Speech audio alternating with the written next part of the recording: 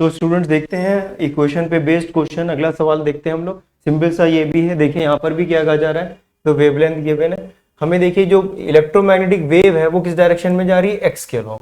तो electromagnetic wave का जो डायरेक्शन है वो that is equal to E cross B के बराबर होना चाहिए। तो ये हमारे पास किसके अलोंग जा रही है, ई के। और जो हमारे पास देखिए इलेक्ट्रिक फील्ड है वो किस डायरेक्शन में है, जे के अलोंग। तो बी किस डायरेक्शन में होना चाहिए, बी डेफिनेटली के अलोंग होना चाहिए, क्योंकि जे क्रॉस के की वैल्यू आई हो जाती है। तो हमारे पास के वाले ऑप्शन होने चाहिए। तो के वाला ऑप्शन एक ये दिया हुआ है, ये वाला ऑप्शन हमारे पास गलत हो गया क्योंकि आई है, इसके बाद ये सब दिया हुआ है। इसके बाद हमें जो इक्वेशन है उसमें जो फील्ड आती है ई की वैल्यू जो मैग्नीट्यूड के हिसाब से देखते हैं तो इतनी आती है, तो ई बाय सी करना पड़ेगा।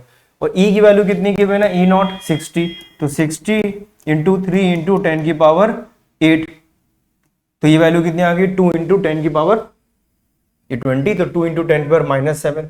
तो या तो ए आंसर हो सकता है या फिर डी आंसर हो सकता है। ये दोनों आंसर तो हमारे पास हट गए, तुरंत ही हट चले गए, कोई दिक्कत नहीं।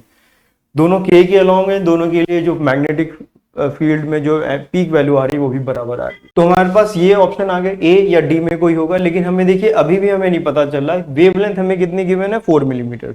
तो हम लोग ये देख लें इनमें से वेवलेंथ किसकी होती है। तो हमें इक्वेशन पता है कि कोई भी इक्वेशन अगर गिवन है y equal to a sine के एक्स माइनस ओमेगा टी होता है, और k की वैल्यू जो होती है, k की वैल्यू होती है 2 पाई बाय लैम्डा। तो जो भी x के साथ जो कुछ भी लिखा है वो हमारे पास k होगा। तो यहाँ पर देखिए x के साथ ये लिखा हुआ है, तो ये हमारे पास क्या हो गया, k। तो इसके हिसाब से k की वैल्यू हो गई पाई इंटू 10 की power 3 divided by 2 equal to ये k, और k कितना है 2 पाई बाय लैम्डा। सॉल्व कर लें तो लैम्डा की वैल्यू कितनी आ गई, ये पाई से पाई कैंसिल हो गया, और ये 4 इंटू 10 की पावर -3 यानी कि 4 मिलीमीटर आ गया। तो 4 मिलीमीटर लैम्डा हमारे पास यहाँ पर आ गया।